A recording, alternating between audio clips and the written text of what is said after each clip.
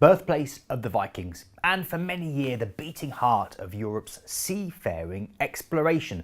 Scandinavia is home to a myriad of cultures, languages and storied pasts. Today on Planet Cruise Weekly, we take a look at why cruising this region should be top of your list.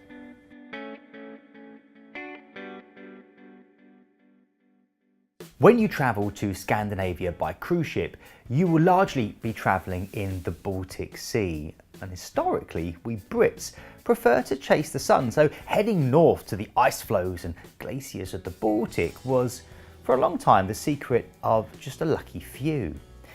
But these days, Baltic cruises are almost as popular as Mediterranean ones. Dramatic and timeless, the Baltic's coastal cities are a feast for the senses.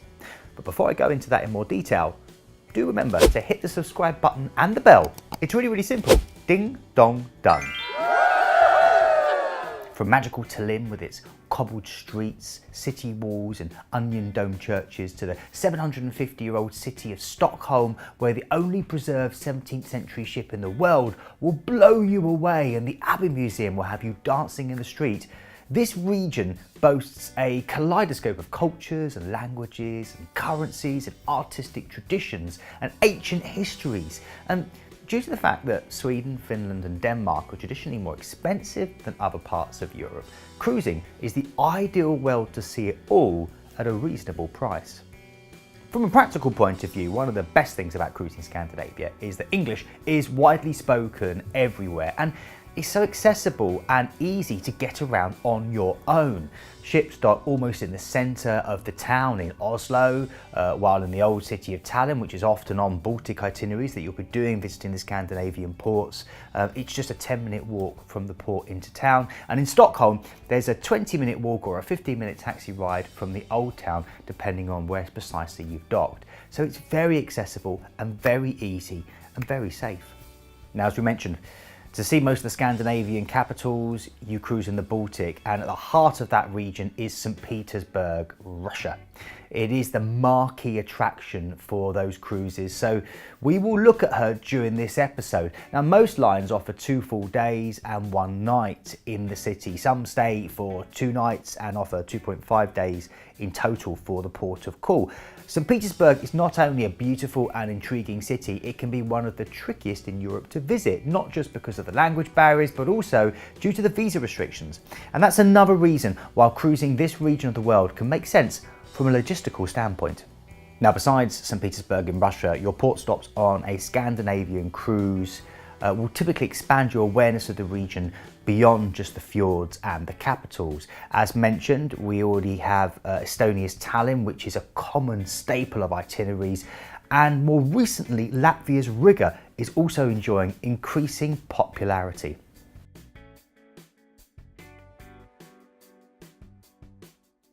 So the prime Baltic season was once pretty much limited from July through to August, but voyages now tend to begin in April-May time and run through into September and sometimes early October. Temperatures may be a bit more brisk at these times, but you will avoid the summer crowds, and cruise fares of course tend to be lower in what we almost call that bridge season. Now, June is generally one of the best times to visit Russia, as St. Petersburg celebrates White Nights, so called for their near endless daylight. Summer temperatures around Scandinavia will be a little bit of a surprise to you because you can expect anything up to around 25 degrees. Quite nice and almost as good as the Mediterranean. However, you do need to prepare for it not to go that way because the weather can be changeable in this part of the world. You may well catch a stunning summer, or it could be cold and wet. As they say around Scandinavia, there's no such thing as bad weather, only bad clothes.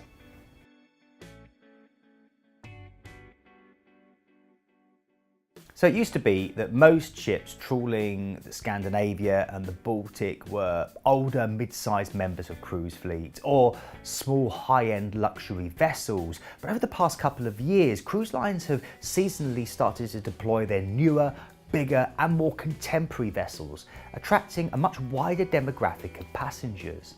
Almost all of the mainstream cruise lines offer Scandinavia cruises, including Princess, Holland America, Royal Caribbean, Norwegian, Celebrity, Costa, MSC, Fred Olsen, P&O, Marella, You name it, pretty much every company does it. Luxury lines are a staple of the region, with Crystal, Silver Sea, Regent Seven Seas, Seabourn and Azamara all running good itineraries. Now, some of the big pluses beyond the expected amenities are expanded enrichment programs that really go in depth into the ports of call, as well as occasional longer than usual stays in the key cities, often including overnights, which is really useful because the cities really transform during the evening from what they are during the day, and it's great to get a chance to experience both.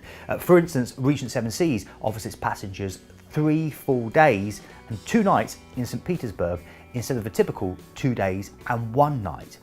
In addition, these lines really ramp up shore excursions to offer fairly unprecedented access to cultural institutions and events.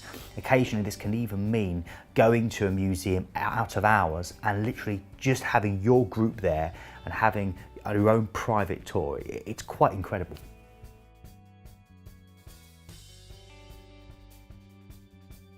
Now, the majority of cruises that go to the Scandinavian ports via the Baltic leave from either Stockholm, Copenhagen or Amsterdam, and if you're happy to fly, then this will save you those extra sea days en route. Many UK-based lines such as P&O, Fred Olsen, Saga, Marella Cruises, Cunard and of course Cruise and Maritime leave either from Dover, Harwich or Southampton. But remember, those itineraries will be slightly longer because you've got to allow for the sea days to get across to the Baltic and back. Now, expect all Baltic cruises to be port intensive. While some lines do have 7-night cruises, if you fly out and embark in Scandinavia, 10 to 14 night voyages are more common. Now, a typical Baltic cruise will stop in several of the following ports, depending on the length of the trip. Oslo, Copenhagen, Stockholm, Helsinki, St. Petersburg, Tallinn, and quite often these days, Warnemünde. Now, longer itinerary stays may also take in Riga and Gdansk in Poland, also Hamburg, or ports that are part of a Norwegian fjords cruise, such as Stavanger in Norway. So I suppose one of the questions we need to answer, which we haven't done already, is how many countries are in Scandinavia? Because there's always a lot of confusion about this, and essentially it's 5. You've got Denmark, Norway, Sweden, Finland and Iceland. And that's the one often that gets forgotten because it's geographically in a slightly different position. Now, in this section, we're going to look at the main big ports of these countries and then a few other Baltic ports as well, which are likely to be included in a Scandinavian or Baltic cruise itinerary.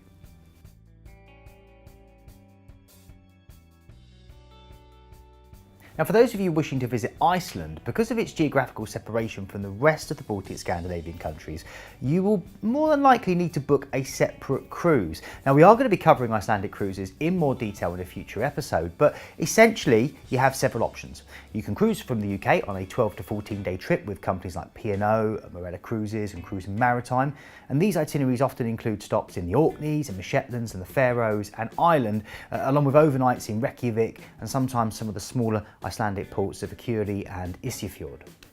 Now, if you're happy to fly cruise, then there are some great 14-night itineraries leaving from Copenhagen with companies such as Holland America and Regent Seven Seas. And for those of you who want the most complete exploration of Iceland, then Hurtigruten are pretty much your go-to company because for several years now they've been basing one of their ships out of Reykjavik for 11-night cruises which visit an incredible 13 different Icelandic ports.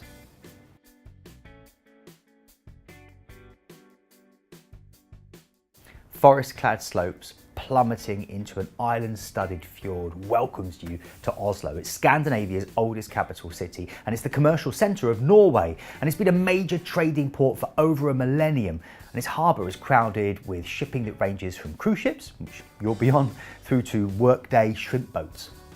Now, the hills and lakes of the outlying countryside are a paradise for lovers of winter sports, and the city itself boasts a sophisticated yet cosy charm with a blend of 19th and 20th century buildings, many decorated with wood carvings and bright frescoes and wide avenues dotted with public squares and parks. It's tremendously clean, tremendously well kept, and the people are tremendously welcoming. You're going to dock in the shadow of the medieval Akershus castle, which towers above the Oslo fjord and was built in 1299 to protect the capital during the reign of the ferocious Håkon V. Other must-sees are the National Gallery, which hosts the famous screen painting, and also the incredible Viking ship museum and the City Hall, where they host the Nobel Peace Prize ceremony. Plus, if you're into that kind of thing, there's also the Nobel Peace Prize Museum, which is actually one of the most engaging and exciting museums you'll ever experience. And of course, as you leave Oslo, the captain will take you out on a scenic exploration and cruise of the famous Oslo fjord, which is incredible. It's incredible to sail in and incredible to sail out, so make sure you're definitely out on deck one of those ways.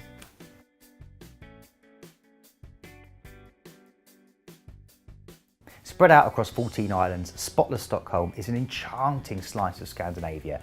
Sweden's capital is one of the most beautiful major cities in the world. It's a mirage of saffron and terracotta coloured buildings shimmering between blue water and even bluer skies. And it's bursting with museums and galleries and bars and great restaurants.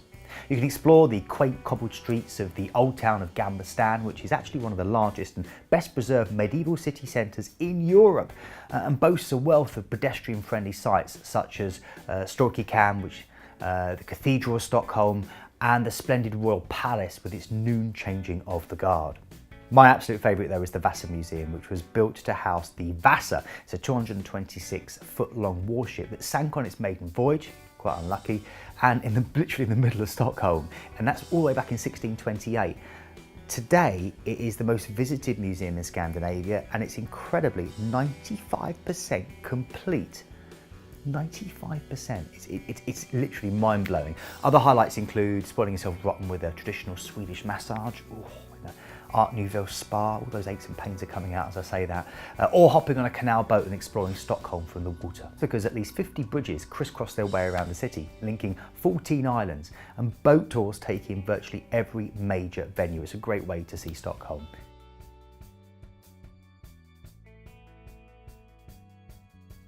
Known as the City of Spires, Copenhagen is where people rather than cars set the pace. Known as the Venice of the North, and it's founded in a series of islands and islets.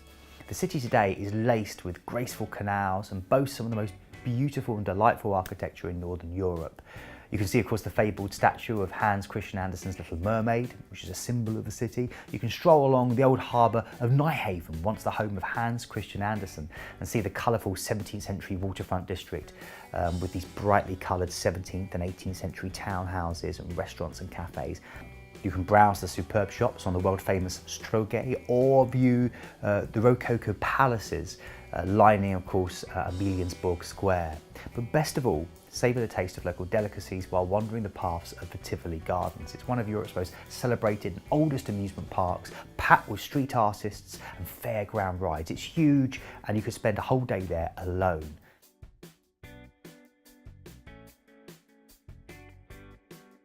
Reykjavik is the world's northernmost capital city, and as such it's just outside of the Arctic Circle, and there's much more to this city than might be expected by some people, with its beautiful, colourful buildings and stunning natural scenery and setting.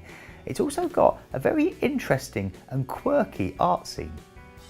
Visitors will find a beguiling small village community feel while still experiencing the effects of being in quite a large city. You can find cosy cafes, world-class restaurants, fine museums and galleries, and state-of-the-art geothermal pools, which are very relaxing.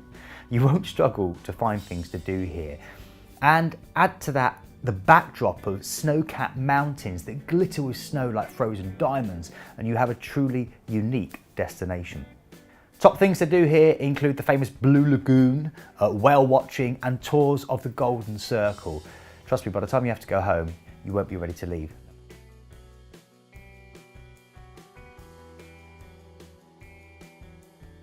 Historic Helsinki is a sea town par excellence and an exciting and dynamic place.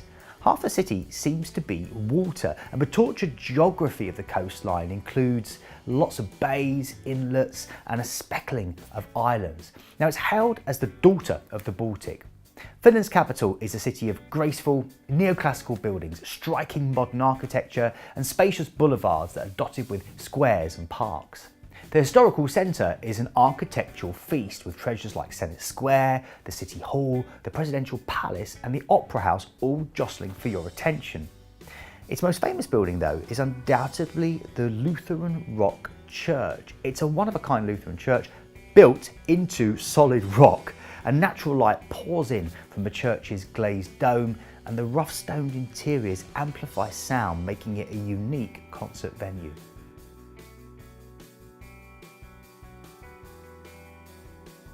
Another non-Scandinavian cruise attraction that will often be part of a cruise to this region is Tallinn. It's a remarkably restored medieval old town which, despite a plethora of shops catering to locals and tourists, still feels like it's part of the 1400s.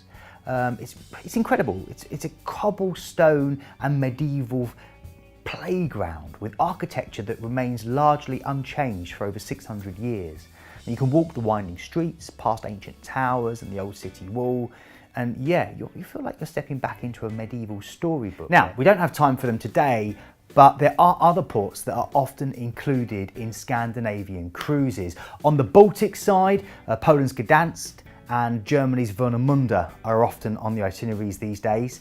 If you're going out to visit Iceland, then of course it's slightly different, and very often you might have UK ports thrown in on that island. You may have some of the Northern Isles, such as the Faroes and the Orkney Isles, put in there as well, and occasionally some of the more more accessible Norwegian fjords as well. Well, thank you very much for watching this episode of Planet Cruise Weekly. Hopefully that's given you lots more information about cruising Scandinavia. If you've got any comments, any feedback, you've been to Scandinavia, you agree, you disagree, you want to share, please do comment below. We do love to hear your feedback. Thank you for your support. Thank you for watching. Don't forget, you dream it, we plan it. We'll see you soon. Hi everyone, thanks very much for watching the video. Please don't forget to comment and subscribe below, and remember to click the bell to get those notifications turned on. And if you're looking for more fantastic travel content like this, then click on the videos to the right.